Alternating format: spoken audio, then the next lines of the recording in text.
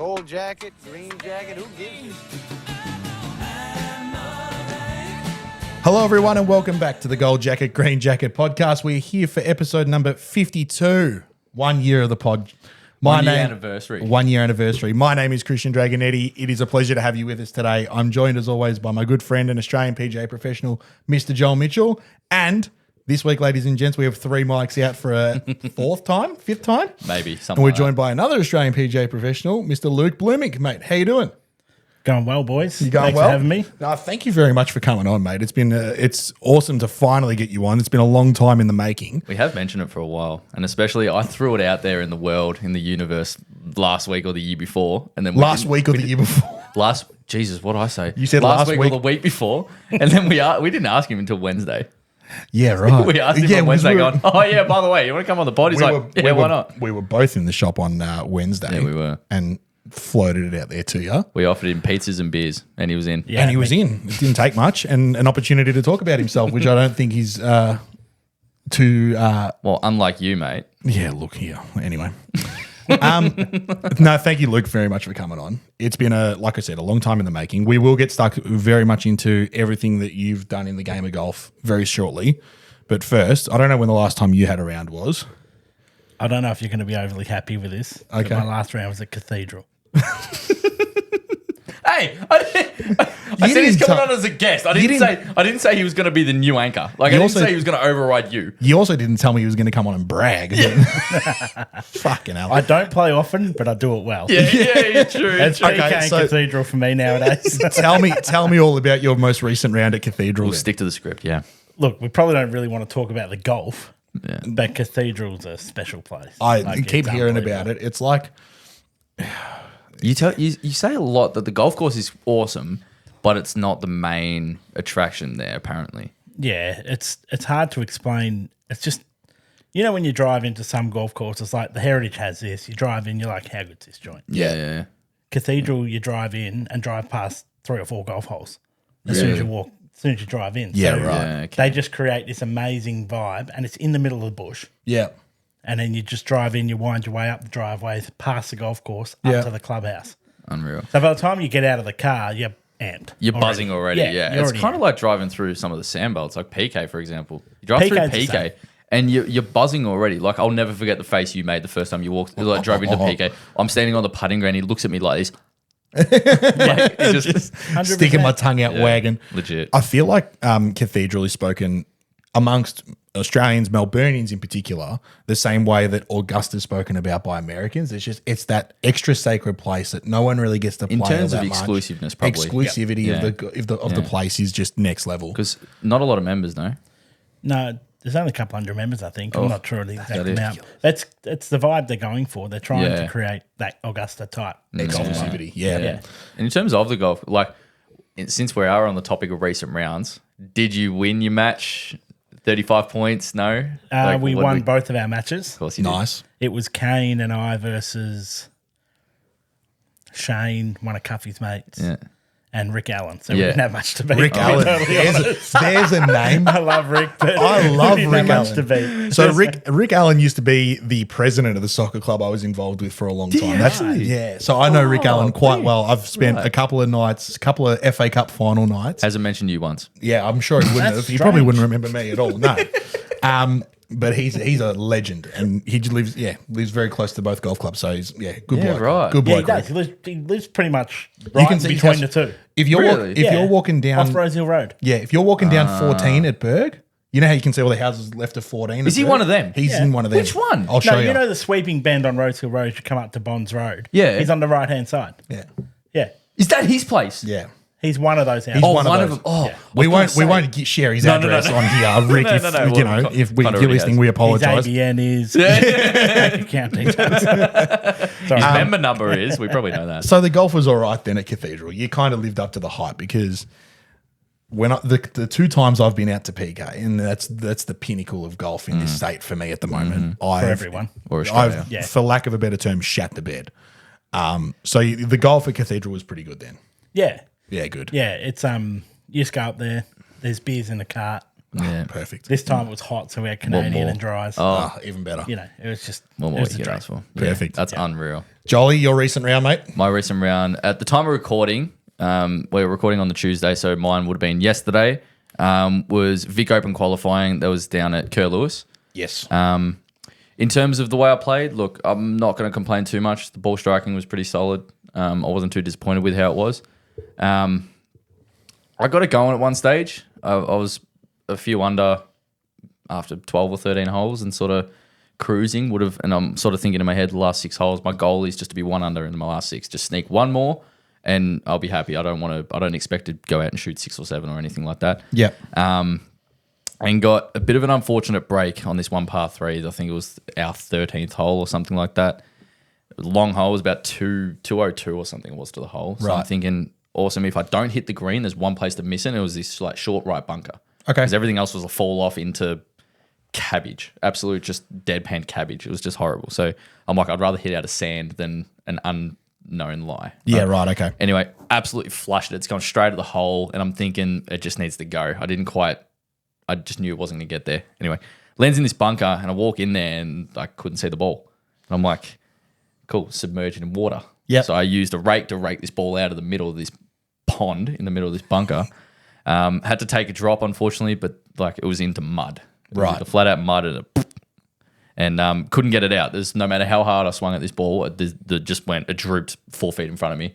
Stayed in there, hit it out, missed a putt, and I'm making double. And that put me back to square. And I'm thinking, fuck, I'm really going to have to put the head down here to try and pick up a few. And then the aggressiveness kicked in. And so I'm like, I'm going to have to I'm going to have to birdie my last 3 or 4 out of 5 to have a chance. Birdied the next hole. And then, just couldn't quite get any more to drop in no matter how good I hit it. So I ended up shooting 1 over because the aggressiveness sort of didn't play out how I would have liked. But what do you do? There was only 5 that got in.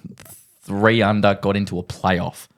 To have 3 under got into a to playoff. either make it into that 5th spot or make it as a first alternate. So Yeah, right. So it was I knew. Look, when I got to a couple under through 12, I would have liked to make a 1 or 2 more, but wasn't meant to be, unfortunately. And I don't want to say too much more because I had my moment on the phone and elsewhere, so I don't want to express too much. But we all had to play on it, and wasn't my day, I guess. To sort of leave a thought in the listener's mind, I'll say this, and I'm not giving too much away. You and I had probably one of the most lengthy conversations we've had about a round of golf of yours. We did. Yesterday on the drive home from work when I was just giving you a call because I knew the scores, and I'm like, all right, he's probably not going to be too happy about what's happened. And then we were on the phone for 45 odd minutes. The thing is, if I hadn't have had some of the pressurized experiences that I had previously, for example, Aussie Q School, Asian Tour Q School, like Asian Tour Q School, that was the hardest week of my entire life. That was the hardest week, both physically, golf-wise, and mentally. And then obviously being in final groups during a state championship and maybe winning the odd pro-am or here and there, or being way low in the red figures going into the second or third last hole of a round or something like that. Like it's all those pressurized situations that make yesterday like I can just deal with it. Yeah, it's it's a round of golf and it meant a lot, but it doesn't matter. Like that's fair enough. I suppose like when you say, "Oh, he's not going to be happy with this." No, I'm disappointed I didn't make it, but correct. It's not going to ruin. Could be a lot worse. Yeah, and I suppose that's the best part about having Luke here for this episode as well. Exactly. We are celebrating one year of the podcast, which is a massive one for us. Yep. But also we've got some plans about how we want to chat to you, Luke, about Joel's progression through his golf at the moment, both playing and in the shop and through his traineeship and stuff as well.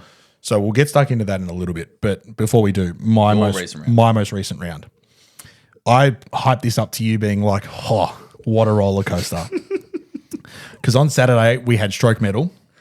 I played off 8 for the day and I had net 70. Yeah, good. So it's a good round. Solid. Right? I had 2 doubles and a triple. Oh. Yep. And one of the doubles and the triple came one after the other.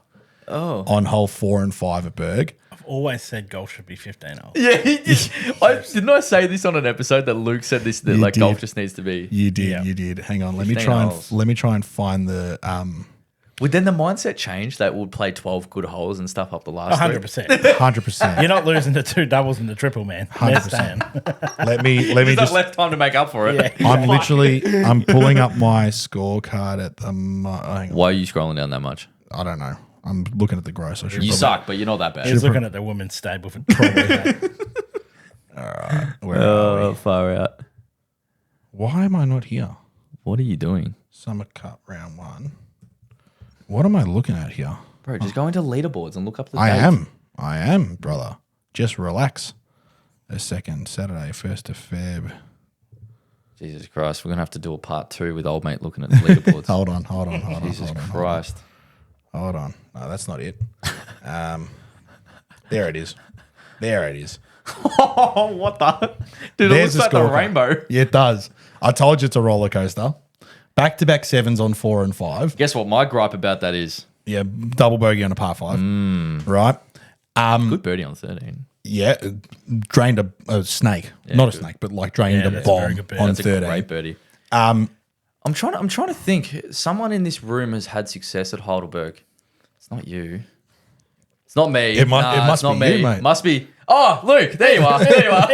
Yeah. Talk to us, Heidelberg. What have you Well- done there? Heidelberg put me through my traineeship. There you go. Couple of Pro-Am wins, couple of trainee Pro-Am wins during my time as a trainee. Yeah. It's all downhill from there. Pardon the pun in relation to Heidelberg. Yeah, no, there you go. Very hilly I golf didn't even course. pick up on that. It was really funny. I've actually got a really good story about my Fucking first told you. I fucking told you. Pro-Am win at Heidelberg. Okay. Hit me. So Youngie put me off the first in the morning. Yeah, like Christmas, right? And I'm 1 over playing 13, the par 3 on top of the hill, 13. Yeah, 13. And Isaac comes out to caddy. Sis. Yeah, Scissor. Yeah. And he comes out and I make up and down from off the green on 13, whatever. He goes, how you going? I'm like, 1 over. And he goes, a few birdies on the way in. It'll be a pretty good score. Anyway, so no worries. Flub my chip into 14, hole a 50-footer because the pin's on the back. Yeah. Hook it off the next. And they were doing the dam or getting rid of all the trees around the back of the dam. Yep. And I've hit it. I can't find my ball anywhere. Isaac finds it in a hole. Like it looked like where they'd taken a tree out or tree roots or something. Right. Yeah. And who's the guy who used to be a rules official? He's a real old dude, legend of a bloke. I wouldn't even be able to tell you. Noel Mackay. It's not Noel Mackay. But anyway, he used to be the ranger at Heritage, so I knew him. Right. Okay. Bruce. Brucey. Not Meekle. Nah, not Bruce Meikle, different Bruce. Yeah, right. Okay. Yeah. Anyway, so he comes out. He's a rules official. I'll never forget this. He's eating a sausage. He's got his free sausage. He's chewing on it. And we go, what's the go here, Bruce? And he goes, free drop. And we're like, It probably is. Okay. Thanks. Cool. sweet. Where? Nearest point, whatever. And anyway, so I drop it. I knock it on the green. I make par. I birdie 16, 17, 18 to shoot 3 under. And it ends up tying for the Pro-Am win with 5 other blokes. Yeah. And I saw Bruce at Pennant or something that year. I go, hey, Bruce, that drop on 15 at Heidelberg, what was that for? And he goes, spirit of the game. I'm like, that's not a rule, Bruce. What page is that, Bruce? And he's like, nah, spirit of the game, that's bullshit. I wish we could just do that. I wish that happened to me yesterday. Oh, Spirit God. of the game, take it out of the bunker. Oh, God. That's unreal. So was that your first win, was it? That was the first one. That was the first one. So that was 69. I honestly tied. The pictures are on. I've seen them. I've seen them. That's 4 or 5 different guys. Won Yeah, that yeah, year. yeah. And then I shot about 70 the next year, and it was 3 or 4 guys again. Yeah. So it was back-to-back years, but I didn't win it on my own in the 2 years.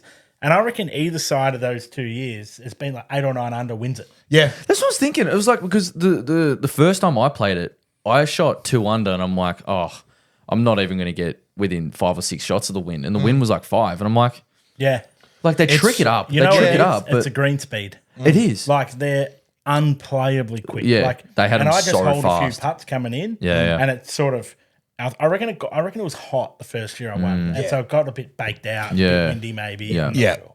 And honestly, going like going into Saturday, we're hitting putts on the putting green and we're thinking, holy, stroke medal, Summer Cup. We're thinking, this is fucked. There's no way we can hold any green at the level that we're playing off. Poor Mitch is playing P790s, generates 3 revs of spin, right? And I'm like, there's no way any of us are holding anything. We get down there onto one. I tugged my shot into one, like back left of the green to a back right pin. Good 7. And I'm thinking, yeah, exactly. I 3-jabbed it, but the first putt, I'm like, all right, this just needs a tickle. Like it'll get there. And it got I still had 25 feet for the second putt. I'm like, what the fuck is going on here? Right? And then the rest of the round was just like, all right, well, this needs to be hit with good speed and it needs to be hit firmly because the golf course wasn't anything resembling the putting green, and that's I think where the clubs at the course is at the moment. That's so hard to do though because there's like when you notice that at every golf course, like it's not like the putting green, and it's like you'd like it to, but I don't think it's supposed to because especially if you play it say you play at 11:30. Right, you've had literally the whole field stand on the green in one particular spot at a time. So that's either going to be quicker or bumpier or slower or whatever, or parched or whatever it may be. Whereas you step up onto the first green and it's like generally pretty pure. Yeah. Because everyone's in such a different spot at different times. Correct. A bit more concentrated on the putter. Exactly, Correct. Up on the putting green, it's all like, you always see that one hole that's just been smashed. Absolutely. Because everyone's standing around it. Like I see it all the times at Pro-Ams and stuff. Absolutely. Like as you would know. You'd stand around those 1 or 2 holes that are just like, what the fuck? Yeah. Like everyone stepped on it, so. But just going back to my round again for Saturday. Yeah. Each of these mistakes, the 2 doubles and the trip, right, came from a mistake that led to bad luck, that led to poor execution in that order. Yeah, snowballed. Right? It snowballed. Yeah. So 4 was a bad tee shot that then I was in some dirty shit that the club went straight underneath it. Yeah. Took 2 to chip out, then got unlucky with an approach shot, didn't execute a chip. 5 was much the same.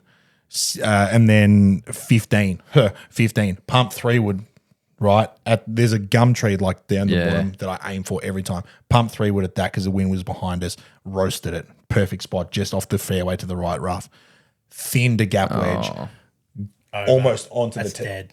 Dead as That's dead. gone. And then was sitting in like a valley of a lie. Yeah. Like the club. If I had to put the club down, there'd be a gap from where the ball was sitting. Like it'd be sitting like that. That's why you play off 7. Yeah, correct. Yeah. And just struggled to get it up and put it on the surface and make even par for that. So right. But again, like I was pretty impressed to just even get it back to net 70 for the day. That's very good considering those 3 holes. That is very, very good. Yeah. So admittedly, it's that far away from being a whole lot better, but it's also just looking at that scorecard there. Mm-hmm. So on the 6, did you hit off the mat? Is the mat in play at the moment? No, Matt is not in play. Oh, okay. So hitting off turf. Yeah, off turf. Cool. Off a lot. There's a lot of dirt. There's a lot of dirt on that tee box. They might need to bring the mat back. You know what they should do, honestly? They should bring one of those permanent synthetic strips. Yeah. They honestly should. At the back of that tee, it gets no light anyway. It gets smashed because it's too small. 100%. And there's no room to make it bigger. I'm not really against you in this. they caught me completely off guard. 100%. It's not a bad shout, to be perfectly honest. Matt, I know Matt pretty well. He's a winter specialist. Raptor asked you the other day. Yeah. It's weird. He's not a fair weather golfer at all. No, he hates summer. Hates it. Yeah. He's holidaying in bloody Alaska at this time of the year. Yeah. Loves moisture. High moisture Loves it content. moist. Loves it moist. And funnily enough, when he's out there, he doesn't move a lot. He just stays in the same spot. Yeah. So everyone hits off the mat. Yeah. That blows my fucking mind. Yeah. Our members would riot if we did that. Oh, fuck no, yeah. Don't get me wrong. Absolutely. We're not fans of it. Yeah. But we're kind of. What else It's you been do? 2 or 3 years where it's like, well, fuck. Caught me off guard. You're gonna have to do it. Like it's just one of those things. Yeah. Right. Let's move on. Let's move swiftly on. The whole purpose of this episode is, of course, Luke. Yes. And backing on the recent rounds, saying that Cathedral was your last round that you had. That was a while ago, wasn't it? In terms of weeks. I was on leave. So let's say 3. In 2 weeks ago, 2023. Two and a bit. But when I was on leave, I played with Dean at Easton twice. Like Yeah, I was you did. pumping rounds out. Yeah. And then Ali made a bit of a comment. as I went to Cathedral, I'm like, all right. All right, always up. No worries. Yeah. Pull the reins a I'm little bit. taking, and I was taking the piss. I was in- playing a lot of golf. In terms of your career leading up to, let's say the last probably 3 years that I've noticed your golf hasn't been that you don't play near as enough, or near as much. Yep. Anyway, so like the whole purpose of this app was to get like more of an in-depth idea of what your career looked like before, let's say before Rosanna even. Okay. Or maybe as you finish your traineeship. So final year of your traineeship and before. So Talk to us would've about been, it. So you would've just been junior, amateur, Yep. into pro ranks, up into moving from the pro ranks while still being a pro, but going into the traineeship and then till now. So what did it look like and the sort of success rates, and because we've all heard some like you had the two all That's all Heidelberg, bullshit. two Heidelberg Pro-Am wins. I mean, that's a nice Yeah. little entree to the rest of the story. that's, Like, that's, what's going that's, on? That's barely entree. That's appetizer. Yeah, that's it. It's funny. Like I probably didn't start playing till I was about 14, 15. Right. And It's a played quick tennis, footy. I loved cricket, never played it, but I was a really good tennis player. Like I was playing top level boys at 12, Right. Okay. but I just never had the drive Two to play. like. You got to be fucking fit. Yeah, to play yeah, tennis. yeah, Obviously, there's not just tennis, and when you're 12, like that's why all the Eastern Europeans are good Yeah, yeah, because they just you do this. yeah. You know, they don't really get a choice. I No, don't think. no, exactly. It's just It's like it's this or it's like Australian footy. Like you just do like it. it's just what you do. Yeah. So we moved from Fenchurch Gully to Croydon, Yep. and Mum and Dad are still in that house now. Wow. So it was 800 metres from Croydon Golf Club, Lovely. which no longer exists. Yep.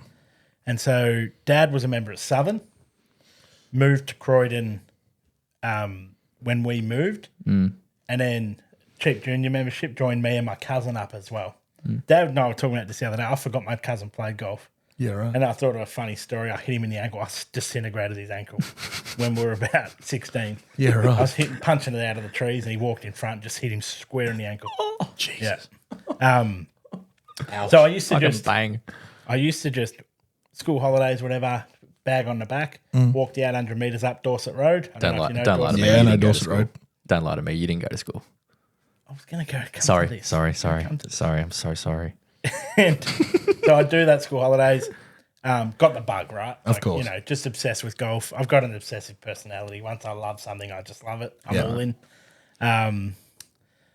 And then I wasn't good at the start. Like I would have been, I was a 27 handicap. 27 was as high as you could get. Yeah. So I didn't start really good at it, but I just loved it. And then I got to about 16, thought school wasn't my thing. So every day Mum and Dad would go to work, I'd go to the golf club. I got away with it for it was over a term Yeah. Right. because I didn't go to the same school as my sisters. So Okay. okay. That helps. that's how they would go to school. They were going to school back near our old house. Yeah. Right. They went to Baronia. So I just bag on the back, and then it took one of the guys in the shop to say, "Oh, what's going on with Luke? Like he's getting better at golf, and Yeah, what's he right. want to do with his career?" And Dad's like, "It's a fucking weird question." And they're like, So the boys in the pro shop ratted you out. Yeah. What a- And I said to Noah, "I won't rat you out, bro. Yes, exactly. We don't way. say shit. We don't care. Yeah. Mate, I'll pick you up from the bus station. I'll get you down here. I'll drop you back when I go home from work. exactly. No problem. He's still sitting there like, yeah, school Yeah. was sick. Yeah. What'd you learn today? How to punch a 7 Disintegrated ankle. yeah, legit. So I never really had coaching. Okay. And then when I got down to probably, I played for Victoria as a junior. Wow. So I must have got pretty good. I couldn't tell you handicaps or anything. You got like good that. quick. But yeah, it must have clicked at some point. And I started seeing a guy, John Davis. Okay. So he was the state coach. He was Richard's. Yep. Richard was like the assistant state coach, Richard Okay. Cooney, my Yeah. old boss. And started seeing John. Got in the state junior team, went to the interstate series, played really well. They put me in the state squad. Jesus. I'm 17. How And quick's that? And now you're Like, definitely not going back to school. And it's like completely out of my depth. This Like, is it's not this is even- Norman. This is Norman shit. Yeah, like you it don't is. really know or give a fuck about golf up until like 14. You And then pick all it of a up sudden at you're 15. You're off amazing. 27 at 15. Now you're in the state squads at 17. Yeah. Like that's Norman shit. Like picking the golf club up and being off scratch in 2 years. I'd It's love like, to get a list of who it was. Like I remember Marcus Fraser was in there. Yeah.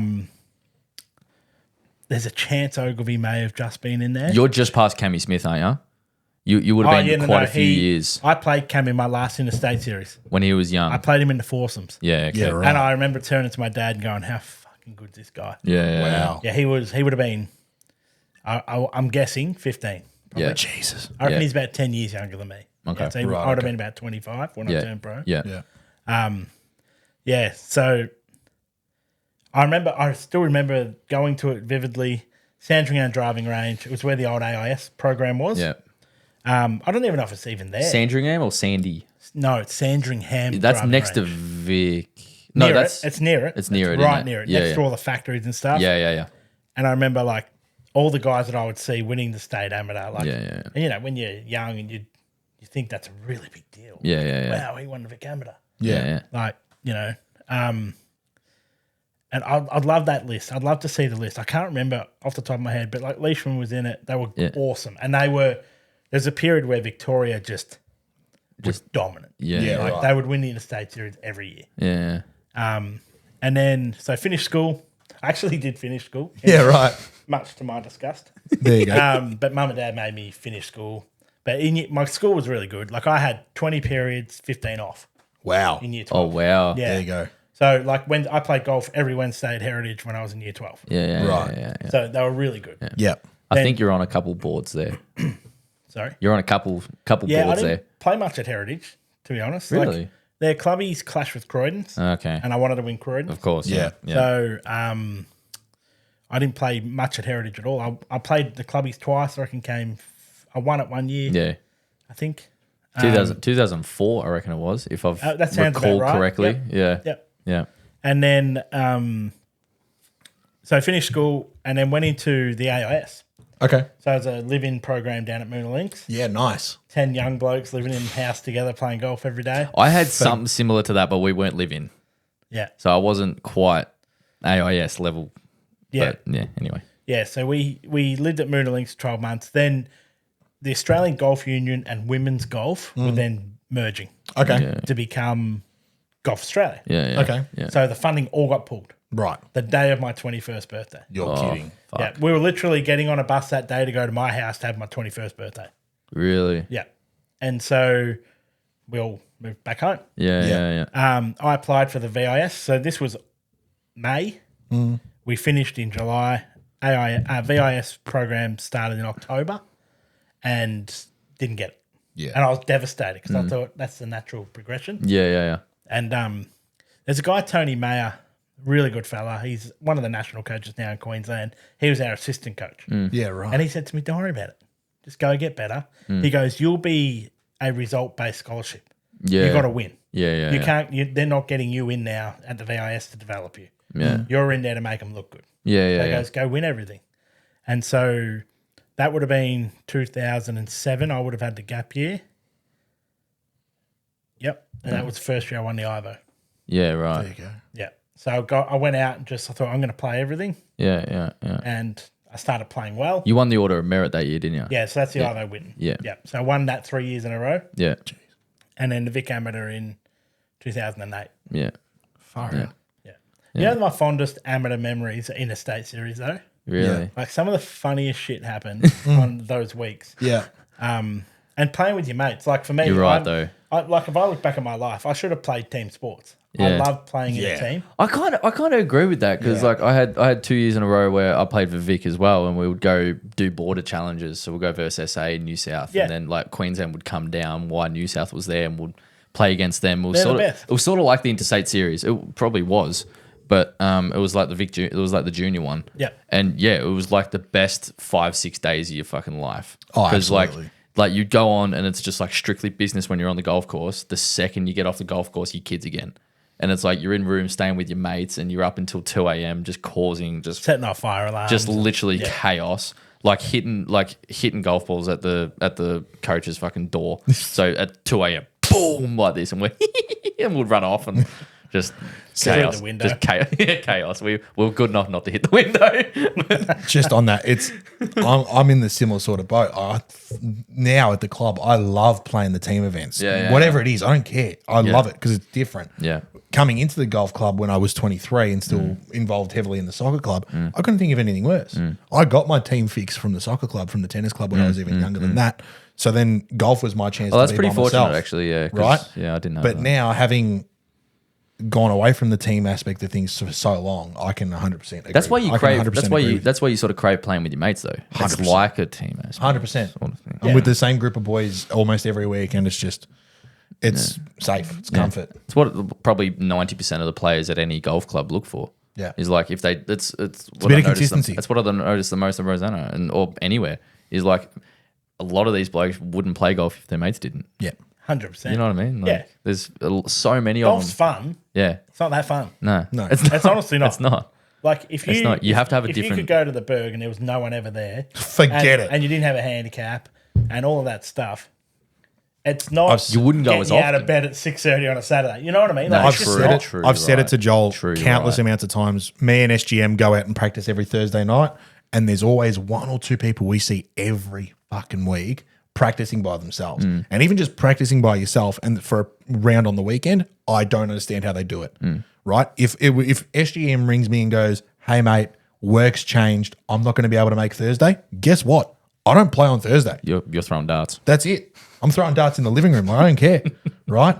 I'd rather sit at home and be by myself at home or be with the missus at home than going on a golf course by myself. I might go hit a Yeah. bucket of balls on the range for half an hour. It's like a different motivation though. Like for myself and when of course in your early career or stages of your career anyway, like going by yourself, like you sort of felt like you had to.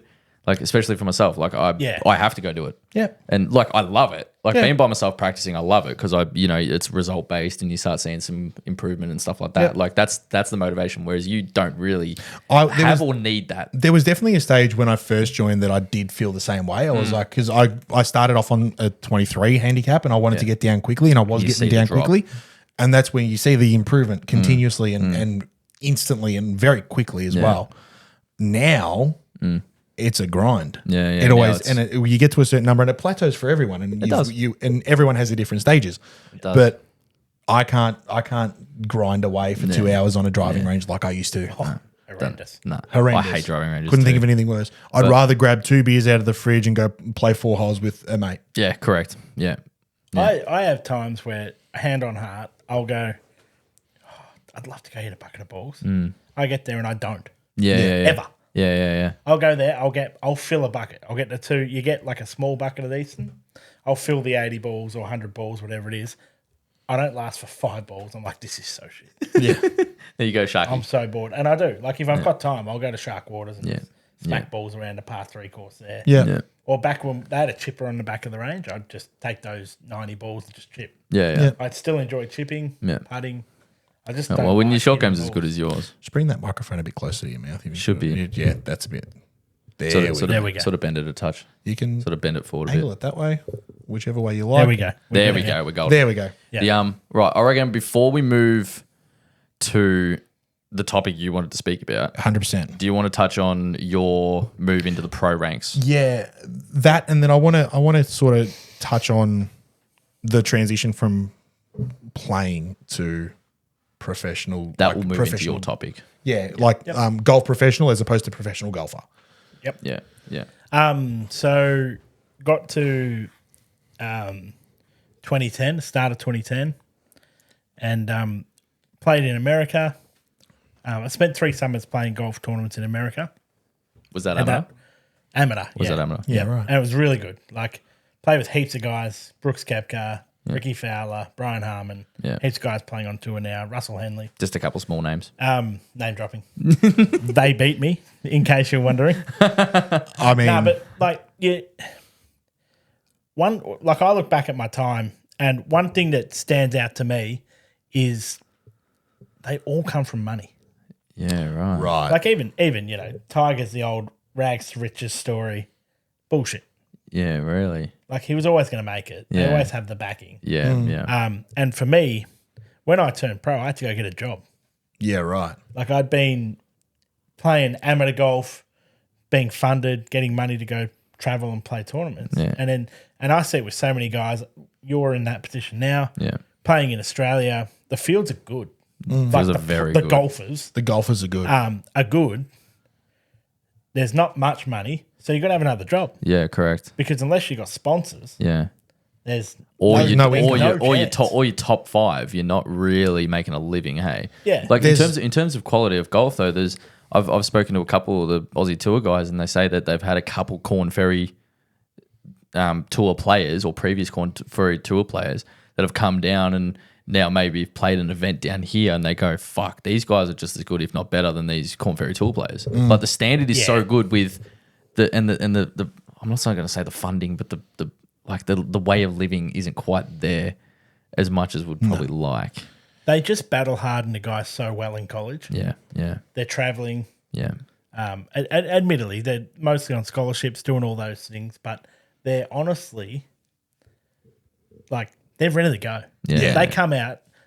These guys are almost winning as amateurs, They're number one draft picks. 100%. Yeah, that's why they come out into these PGA Tour and they go, "Oh, this kid's just out of college," and now he goes, "Oh, his debut, he comes top 4 on a PGA We've Tour seen it. event." He's like, shocker. We've Like, seen it time and time again. You look at the group of Victor Hovland, Colin Morikawa, Matt Wolff. All of them won on the PGA Tour within their first 8 months or a year. we even see recently like Ludwig Ludwig Åberg. He's now top 5 player on the planet, or one of. Yeah. There's a stat today. He's 30 starts on the PGA Tour are better than Rory's 30. Really? Rory nuts. was ridiculous Yeah, when he came out on tour. That's And insane. Ludwig's are better. Yeah. Ludwig's a better. Ludwig's scary good. You though. and I, Yeah. Joel, we've discussed this recently. I'm going to drift off slightly. Go for him. We're going to do a flushed or flubbed episode as well. Are we? Yep. What now? Not now. Oh, no, but no. very soon. Yeah. And Rory McIlroy is going to play very heavily in my flushed or flubbed. If you put him in flubbed, No. I walk. There's going to be a few statements I have. Okay. He's I'll going to regarding win a him. major this year. Hey, Rory's going to win a has major to. this year. Like, how can he not? Flubbed. Flubbed. The biggest. You are one of the dumbest The people. PGA's at Quail Hollow. You want to know? And what's that mean? What do you mean? What's He's that won mean? there like 6 times. Okay. Okay. But it's like a Tiger major. at Bay Hill. It's a major. It doesn't matter. It does. It doesn't. He just needs to hold a couple more putts. Correct. That's all it is. Mate, he's Stop the best. pushing. He's the best ball That's striker. what He's we've- one of the longest players. And if he doesn't miss a 4-footer, he wins. You know what that sounds like, Joel? Nah.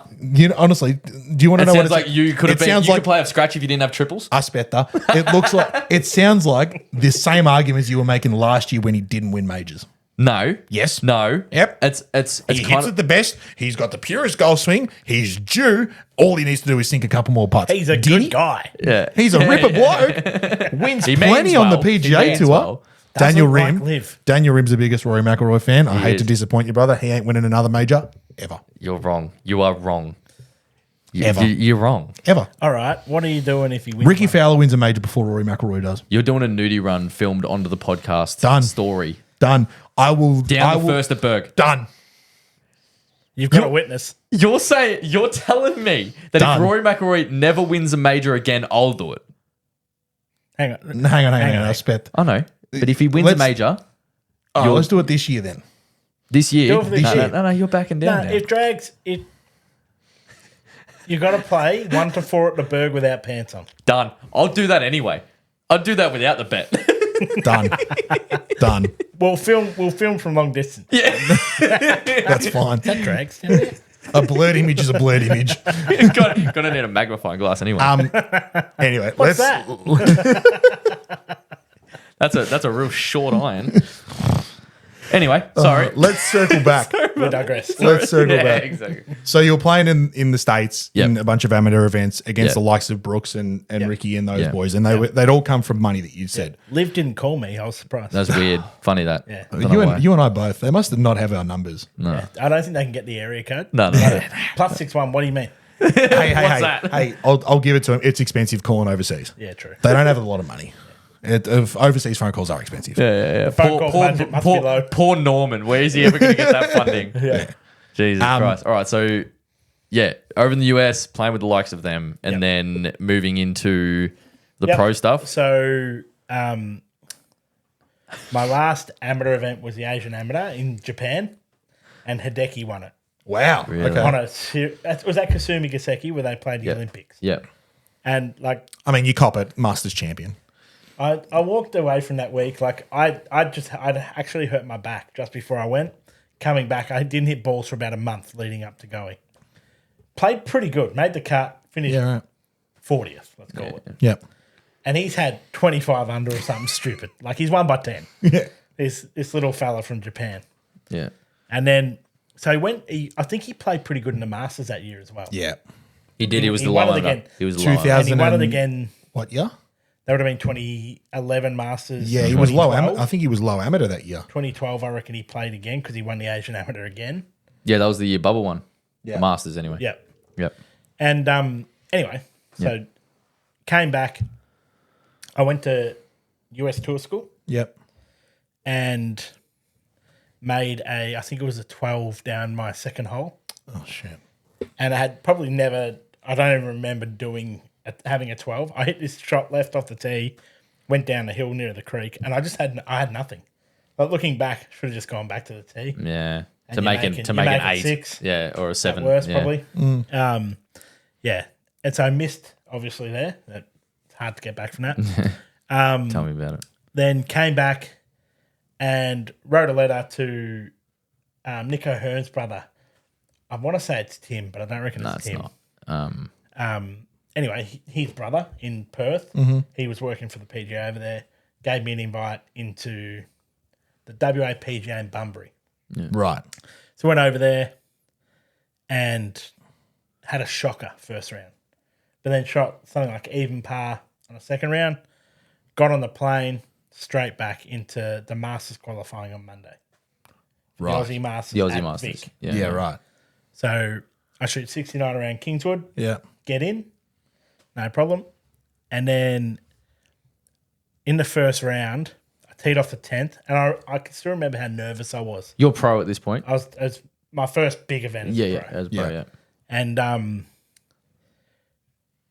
in the middle of the 10th fairway at Vic, So they put Yeah. the tee next to the clubhouse. Yeah. The whole Oh, wow. Oh, back where that metres statue, longer. back where that it's statue 60 is. metres Yeah. longer for the tournament. Yeah. It's usually you hit 4-iron off that tee and now you're Yeah. hitting driver Now to it's get driver to to the same spot. Yeah. Yeah. Right. And I've got 100 metres in, and I blade this thing. I hit it like in the middle of the golf ball. Oh. It's come out. It's run over the green. I flubbed my chip onto the back edge, and I hole a 60-footer for par. Jeez. And I remember just going, I'm good. Sweet. And yeah. I wasn't nervous again the whole week. Really? Yeah. Right. And I had it to, I reckon I was 5 under through 11 Yeah. That and day. that day. Yeah. I eagled 18 and then knocked it on 1 to like 6 foot and missed it. Yeah. But then birdied 2. Yeah. And I'm on the 3rd. So you go 2 and then 3 sort of runs along the same direction Yeah. of Vic. Yeah. And 3, I'm over my 2 and second 3 are shot, like the same hole. pretty much. Yeah. Yeah. I'm over my second shot and I hear this racket.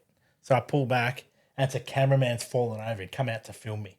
Because obviously word gets around, Yeah. oh, this guy's going pretty good. Let's get some yeah. Let's footage get of some him. footage. Yeah. And then, so we're laughing, whatever. He's all good. I hit the shot into there, make par. I 3-putt the par 3. Where were you? Because that's like the most diabolical green on I the was entire left. golf course. Left, and the pin was on the right. Okay. The greens changed, though, a fair bit. Yeah. I was, yeah. And anyway, so didn't see a camera again. They're like, this guy sucks. Jackass. Yeah. And then, so I par in, shoot 4 under, and I go home. So I played in the morning. I go home, the Herald Sun called me. Really? Right? So I've never had any experience really with this stuff. Yeah. Anyway, the guy asked me a few questions. The next day, there's an article in the Herald Sun. Ali's mum still has it on her fridge. And the story's like, Bleumink goes from building site to the big time or something. Building bullshit, site? right? Like, because I used to literally clean building sites around here. Yeah. Right. Yeah. There you go. Like I for my dad who worked at Metricon, I would clean building sites. That was Yeah. what I did for work. Yeah. And so they've gone with that because you're gonna have a story. Don't Yeah, you? exactly. Yeah. And I ended up coming about 40th that week. Yeah. Then off the back of the week, I got an invite into the New South Wales Open and finished well enough. I finished about 20th there. That got me my tour card Yeah. Yeah. because the tour back then used to be really top heavy.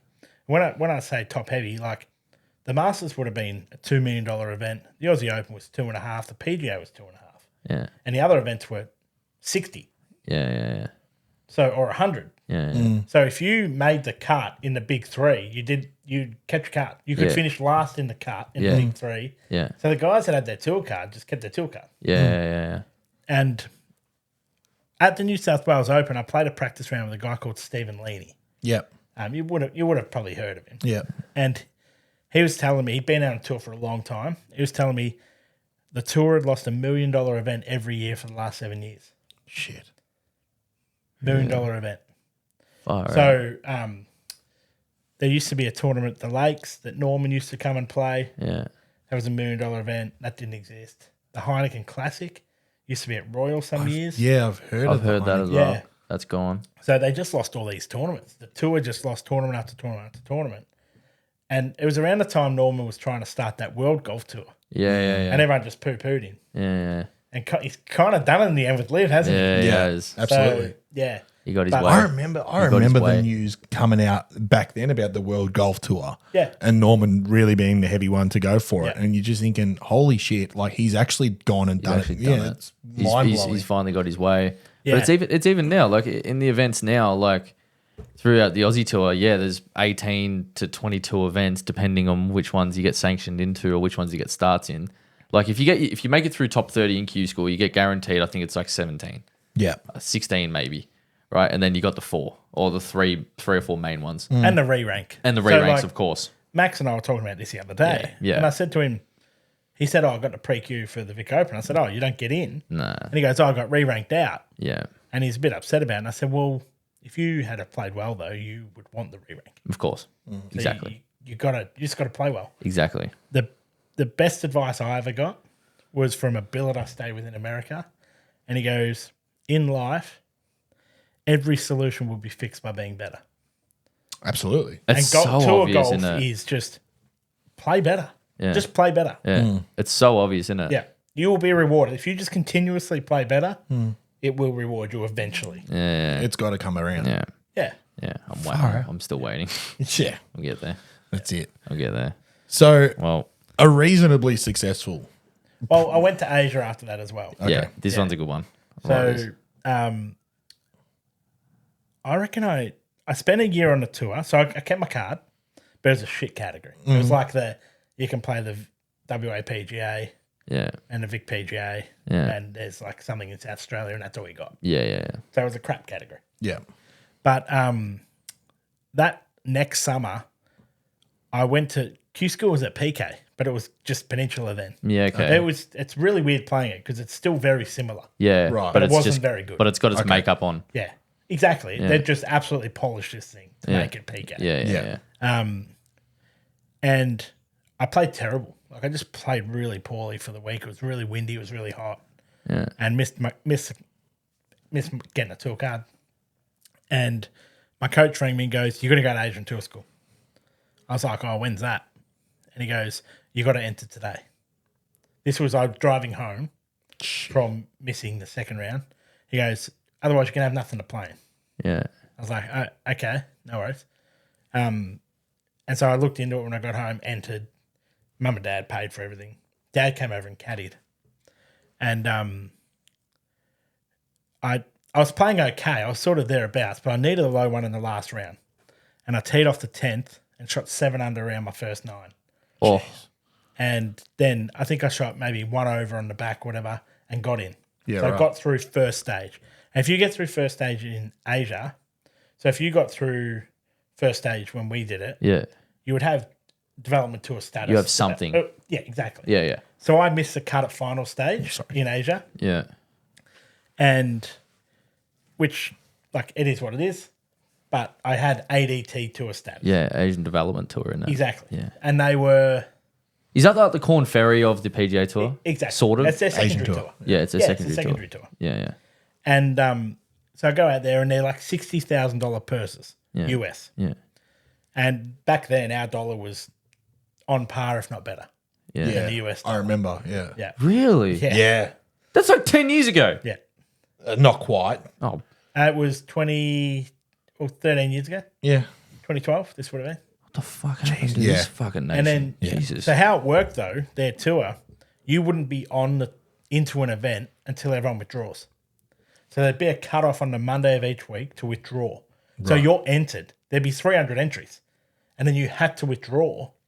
So you could be the 300th on the list. And if everyone above you withdraws, you're in. You're in the tournament. Yeah, right. So it's opposite of how we do it. Yeah, yeah. They had categories, but my category wasn't that good. If everyone played, I wouldn't have got in. Yeah. So I found it on the Tuesday of the first event that I got in. And it was at a course in KL. And so I jumped on a plane straight away, went over and made the cut, made 600 US or something. Yeah. Spent $2,000 to go. Yeah. And I said to the guys in the tournament office, I was like, we can't sustain this. Like, we need to know. Yeah. And she said, look, the event in Johor next month, you'll get in. Definitely. Book your flights. I'm extremely confident. Yeah. No worries. So I do it. I go. I win. So I win the second event of the year. And they pay in cash. There's a wad of cash, 35,000 Malaysian ringgit. It was this high. I've gone, Nice. I can't take that with me. Like, can you put it in my bank? And they're like, yeah, no worries. They put $8,000 in my bank account. $8,000 Aussie. Was that what it was worth? It was probably worth about 12. Yeah. But they're like, oh, transaction fees. Oh, Of course. Yeah. So, Of course. please. There's always So- something that gets lost. yeah. But the good thing for me was that I was in every event. Yes. Yeah. And it was really interesting because they would have what we call round eye drops, Yeah. where a local would get a different drop to us. And it's Yeah, something right. that doesn't get spoken about. Like the amount of times where it's like, you can't drop there. But they would get a drop and we wouldn't. Right. And it's really bizarre. It's a really So it was- bizarre it was- place. it was It's rigged. really dog eat dog. It was rigged in a way. Yeah, Far in out. some ways. Like, they were just trying to help them as much as they could. And like, I kind of understand it, but That's bizarre. we're playing professional golf here. Yeah, I was Yeah. going to say. And so got to Asian Tour School. So I finished 6th on the order of merit. Might have been 7th. But only the top 3 got Asian Tour cards. Yeah. Now about 15 get them. Yeah. And so I went back to tour school. Yeah. I got straight in the final stage though. Yeah, because yeah. And so I go and I miss the cut at final stage. We're back in the hotel, packing everything up. And Dad goes, you don't want to do this anymore, do you? How old were you at this stage? 2013, probably. Yeah. Right. It was probably 27? Nah. 27? maybe the January of 2013. I reckon. It would have been the January of 2013. Yeah. So I was like, not really. Anyway, he goes, he goes, just get home, have a break. No worries. I went home, started painting houses with my uncle, Yeah. and loved it. He paid me 600 cash a week, and I'd never had income my whole life. So I was like, I'm rich. Yeah. Like, I'm loaded here. Like, I'm just living the dream. Yeah.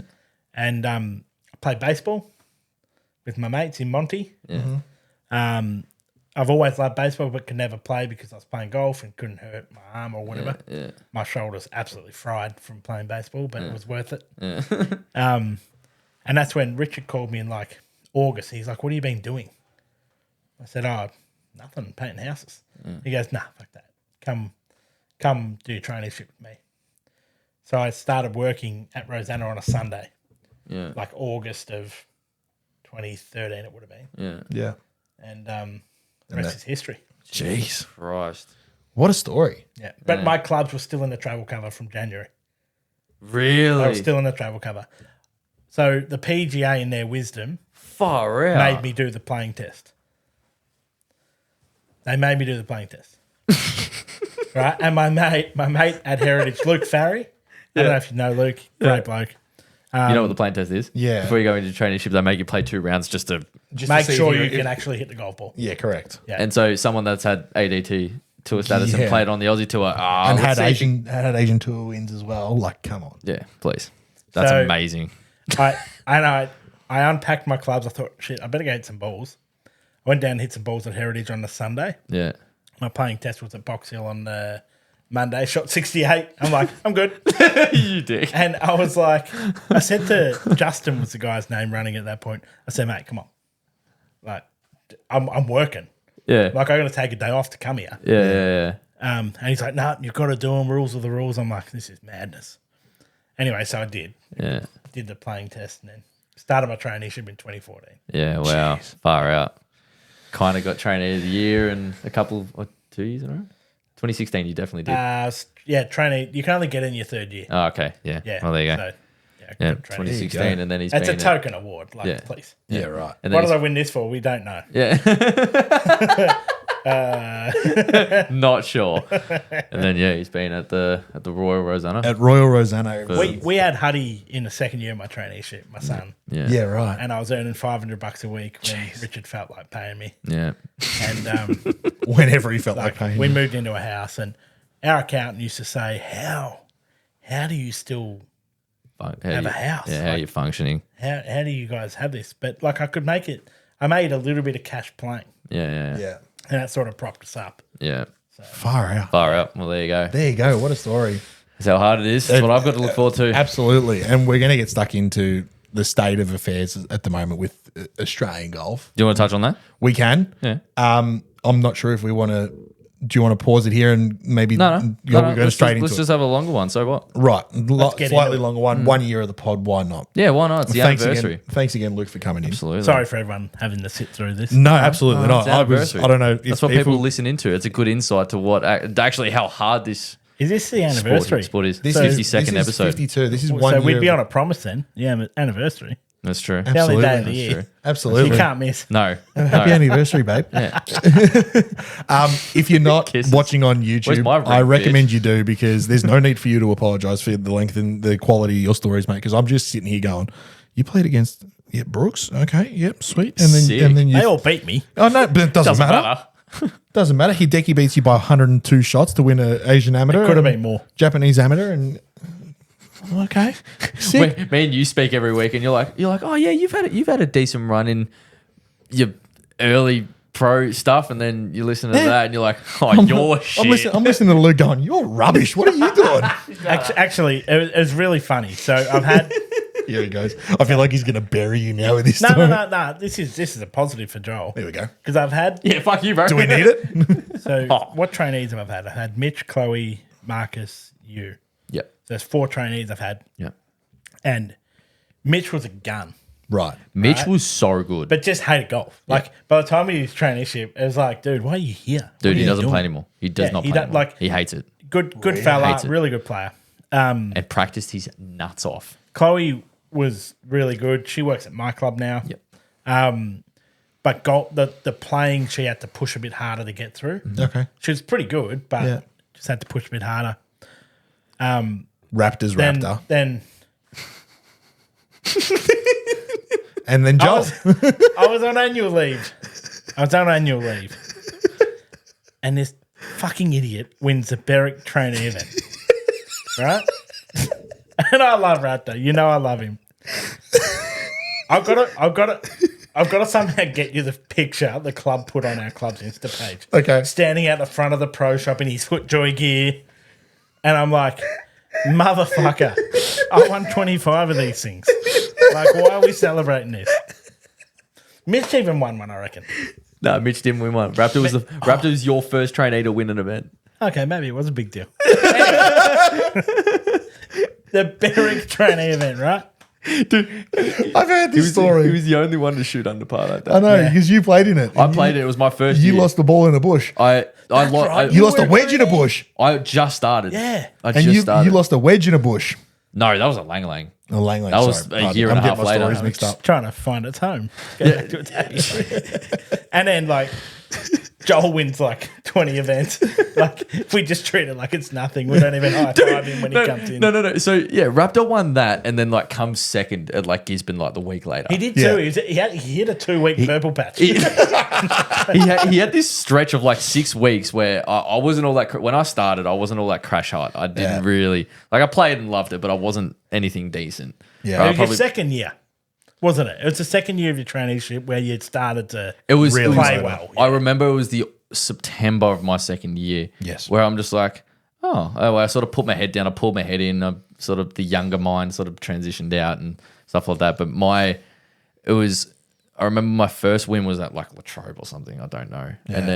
And then after that, and then they sort of just kept on ticking by. And then before I know it, they go, And I think Raptor goes, at one point at the end of 2023, he goes, how many was that? I'm like, I have no idea. I have no idea. Double digits. Fuck this. Yeah, one. right. Like, Yeah. Yeah. So, So yeah, I suppose from here, Luke, I wanted to get your opinion on a couple of things because I feel like your experience in both the professional playing aspect of the game and then the golf professional side of things, having been at Rosanna for a number of years now, very different sides of the spectrum. correct. You probably have a very The playing good. side is on the spectrum. It is. It is. They're all I on could the argue spectrum. both sides are. Every single one of them. Just varying degrees. Yeah. It's called a spectrum. I'm sure you might be able to lend your hand a little bit more than others to the state of the game at the moment. Personally, I think that golf's in a very strong position from a club perspective. However, like you said, when you were playing in these tournaments, they lost $1 million event every year for 7 years. Yep. And there's a lot of catching up to do from a number of different aspects, number of events, purses, broadcast, all this kind of stuff. We'll start with the pro golf aspect of it first. What do you think is, number one, missing? And what can they do to improve it from here? Because I'm sure we can all agree it's not in the greatest state at the moment. Are you talking locally or worldwide?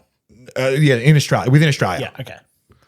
Australian professional golf. The biggest disconnect I see is, so what is professional golf? Like what is the PGA Tour? Playing for money. It's a product, It's a It product. is. Yeah. right? It's a product run by the PGA Tour. Yeah. Correct. The PGA Tour of Australasia, is that what it's called now? I don't even know what it's called. Yeah. That's bad. It's run by the PGA. Our PGA. It needs to be run. We need a tour that's run to be a tour. Yeah. Not just the three blokes that work for the PGA go and run the PGA Tour of Australasia. That's the biggest difference. The PGA Tour exists to be a product, to be the PGA Tour. The Asian Tour is the same. Live is the same. The DP World Tour is the same. They exist to provide a product. And the product is the events that we and see it's every a- week. It's a commercialised product and it makes money. Yeah. The PGA Tour of Australasia is not that. Yeah. It's not that we don't have the talent. Like, they're good golfers. They're shooting great scores around good courses. And I'm sure if they got the opportunity to get to, like, I hand on heart believe Joel, if he got to DP World Tour or whatever and could spend a year out there honing his craft, the following year he could keep his card. Okay. The first year would be really hard Yeah. because you're learning all the courses for the first time, playing against blokes that have played these courses for 15 years. Yeah. Right? Yeah. But yeah, it's not a commercialized product here. It's not marketable. You can't sell it. No. Nah. What's the TV deal on the PGA Tour worth? Trillions. It'd be billions. Yeah. And then Yeah. and then some. And so ours just isn't. Yeah. Yeah. How do you think AFL's so successful? It is all the TV deal. Yeah. It's nothing else. Yeah. Completely propped up by Joel the TV. and Joel and I were literally discussing before you showed up today, Luke, because we were throwing darts. Funnily enough, the PDC just signed a 5-year extension with Sky Sports in the UK Marketable. for £125 million. blokes. Yeah. It's fat blokes throwing darts at a board. So sick. But it's a It's great all- product. it's a great fun product. But the product is so good. It's And so unique. It's so interesting. Think about it. Imagine chucking me and you up on TV throwing darts and we're good at it. Yeah. Fucking boring, Yeah. but like It's exactly how everything Luke that said, makes it's everything that makes the sport makes the that sport entertaining. at the moment. And here's the biggest thing this is the biggest gripe I have with So professional golf in Australia. It's the broadcasting, right? We had events earlier late last year in the start of the summer where we had the likes of Jason Day, Minwoo Lee, Mark Leishman, Cam Smith. Those are the four biggest. Lucas Herbert, We had Mika come back down and play. Adam Scott. These are the 6 or 7 biggest golfers that this country's produced in the last 25 years, right? And the coverage starts at midday, but all those blokes played in the morning. So when you turn the coverage on at 12:30 in the afternoon, You got me sitting at 2 over on the 13th hole. thank you very much. Yeah. And then all you see is the leaderboard. Wrong clubs. The leaderboard, and it says Leishman 68, Minwoo Lee 69, Scott 70, and you just go, fuck, I'd love to see a few of their How'd they shots. do that? How'd they Yeah, do yeah, that? yeah. Right? I agree with you actually. So the coverage that we've got, there's a number of aspects. The commentators are no ones who don't know how to talk about golf. Yep. Ouch. Yep. The cameras that they've got are disgustingly boring. They keep chopping and changing. You spend more time looking at the leaderboard than you do at anybody hitting a golf shot. It's putrid. I'd almost rather watch paint dry. There's a gap between, I talk to people about this all the time. There's a gap between DP World Tour and the PGA Tour as well. Yes. The 100%. PGA Tour's product, especially at the, are they calling them signature events now? Yes. It's elite. Yes. How good is It's it? You don't their miss mini anything. majors. They're mini majors. Yeah. I was watching a mate who I grew up playing with, Jason Scrivener, playing really well last week in Qatar. Yeah, I think it Qatar, was. yeah. Yep. The coverage was a B minus. Yeah. Honestly, it was It's good. It's good if you have love for it. If you're like watching it, when you watch it, like I love watching any sort of level of golf from obviously the Aussie Tour, and it's not a bad level. It's an amazing level all the way up to the PGA Tour. But like, my favorite tour to watch is the DP. Yeah. I love watching the DP tour Because it's intricate. It's different. really good. And they go to different, unique places. I do want to That's a lot more backtrack. I diverse. do want to backtrack just for 2 seconds. When you said no one's talking about golf on the Aussie Tour, I looked at Luke and we smirked. Do you know who does the broadcasting? I couldn't care less. Do you know who it is? Go on. Nick O'Hearn Yeah, fair enough. And Mark Allen. and Mark Allen. Okay. Right. But no, the events that I've seen, it hasn't been them. Right? The events, they must rotate like they do in the cricket, right? Because there's been other voices. I know those voices. I know who they are, and they're very knowledgeable. Of course, it's I was Nick gonna O'Hearn. say Nick. They're fantastic. Like they're fantastic providers to the game of golf in this country. I'm glad. right? I'm glad you can revert that comment because that hurt blurting me. shit That out, hurt right? me. That's Strike that. 100%. Cut it Let's cut it out. You might actually have to cut that. I'm not going to cut it out. Fuck it. I don't care. The general gist was Yeah, the general sorry, gist was sorry. that it's lacking. Yeah. Yeah, All I right, agree. you've I got agree Mark wholeheartedly. Allen and Nick O'Hearn, and then who? Yeah. Right? Yeah, sure. And yeah, they're talking. It doesn't matter who they are. Yeah, anybody can turn around and sit with a microphone and say, "That was a great shot. Well done. He's got that for birdie. Awesome." Right? There's no. I don't know who any of the players are. There's no stories about them. Right? I don't know where any of them have come from. What their local golf club was. How old they were when they first picked up a golf club. I bet you you can tell me all of that about the boys that you played against when you were coming through, right? Brooks, Ricky, we know all their stories, right? We know where they've come from, what they've done, who they've played against and who they've beaten to get to here, right? You don't get the same product output as PGA Tour. You talk about the signature events, right? You're talking about the AT&T at Pebble Beach. You're talking about the Waste Management Phoenix Open. You're talking about the FedEx Cup, the playoffs, the players, right? The Players is honestly one of the best events you could ever watch. They're mini majors. The Players is so good. They're mini majors, right? yeah. I remember one night I was at home and I was watching TV. We finished watching a movie, so I flicked onto KO, and the Kenyan Open was on for the DP World Tour, and I flicked Kenya. in Kenya, in Kenya, Thanks for right? I was wondering. And I flicked it on. I was like, this will be interesting. I wonder who's playing here. And there was a couple of names. I can't remember who, but they were notable, right? The quality of the product that I was receiving was probably to the same level that our signature events would be here in Australia. Yeah. Prime time. And I remember growing up as a kid during summer being able to watch the Aussie Masters and all the major events we've got here on free-to-air TV. Yep. Yeah. All day long. Yeah. When I was on schoolies in 2013, Correct. we were watching the Aussie Masters from 8 a.m. to 6 p.m. Yeah, it was like back. a test match. Not up during the day, during schoolies. 100%. But you know what? We were go probably still up from the nocturnal. night before. We were still up from the night before, and we're like, "All right, flick the tally on. All right, the golf's on." Yeah, Mint. while you're eating a Kebab. cheese and salt vinegar chip sandwich, and you're like, Yeah, correct. But again, 2013 was, and the reason why the coverage was that good then was because Scotty had just won the Masters Yep. in Augusta. So Just help. they just So they the just product was pile on marketable. it. Yeah, they correct. just Money. Yeah, they just correct. pile on it and go, well, there's going to be eyes on this. We may as well put it on free to air. That's why we the may as well Australian, try and strike it in. that's why the Australian Open's really good because they have like all these world class top players coming in, and everyone's like, "Oh fuck, here we go." Yeah. Whereas product's valuable. Whereas the WA Open, no one like I love watching it because I know a lot of the guys. Correct. And I want to be at that level, if not further. I'm the past it, same. but I'm in Like- the same mindset as you. I've come But to someone know sitting at home of is these watching it people. going, I don't know who these people are. Correct. Yeah, I get what you're saying. There's so much get what gap you're saying. to fill. Yeah.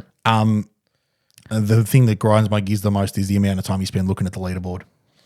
Every 6 minutes when they've got time to fill, they just whack the leaderboard up. Because the 3 cameras need to run down the fairway. Yeah, that's honestly what it is. So it is. It's money. Like that, and I think the biggest issue we have here in Australia, no one comes here because you get taxed half of your money. Yeah, correct. We're a really long way away. yeah, Yeah. We don't have the money to pay for them to come out here. And when we did, there was a big thing in the paper about us paying Tiger. yeah. Yeah. You know, it's our nature. Like, it's What do Tiger you Woods. what do you expect? Yeah. He's Tiger Woods. I played the Aussie Masters Yeah, and Aussie Open, and he played in both of them. yeah. That's crazy. And they were mint. yeah, They were big events. yeah.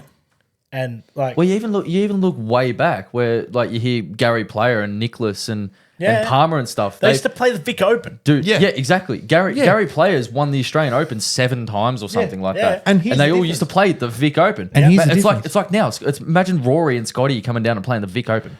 So good. I've told you Imagine how about. unbelievable that would be. I've 13 told you. beach A 13 on the creek. on the creek course.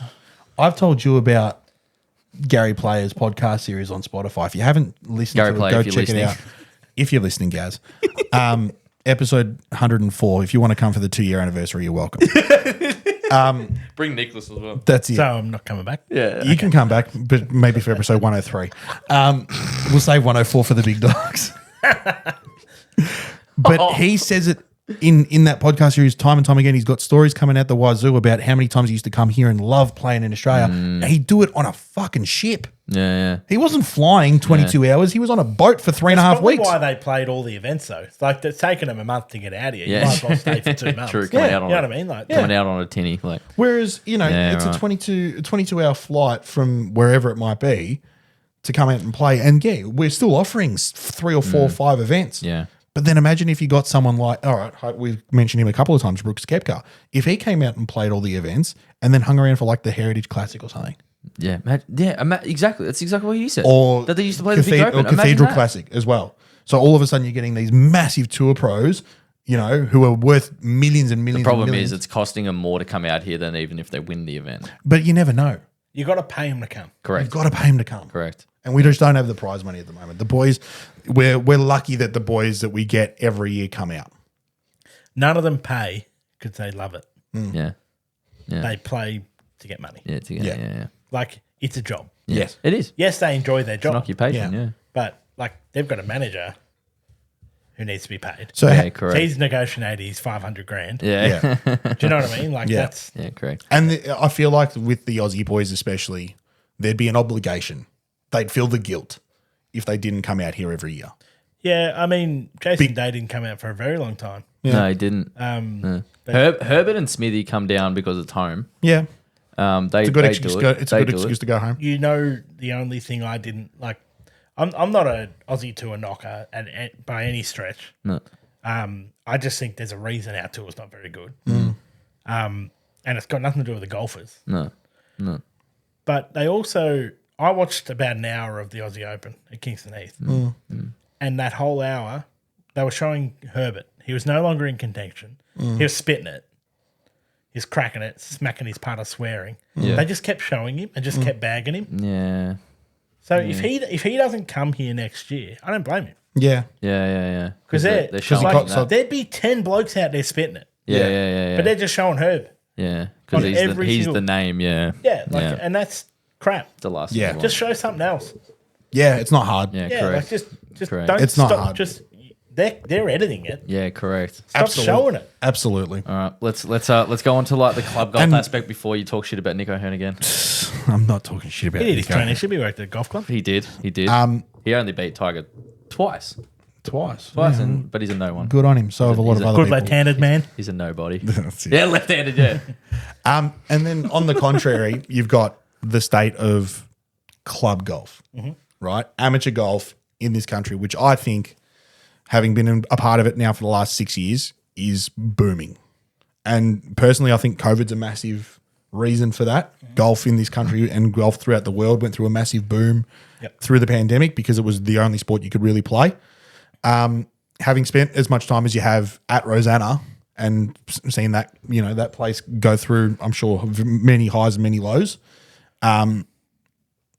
Your take on the state of amateur golf in this country as well, and club golf in particular. Why'd you look at me when he said low? Because you The day bring we employed you, I'm tipping. Yeah. So Yeah. I just asked. the day the burden came. Just Good question. There's a few layers to it, I think.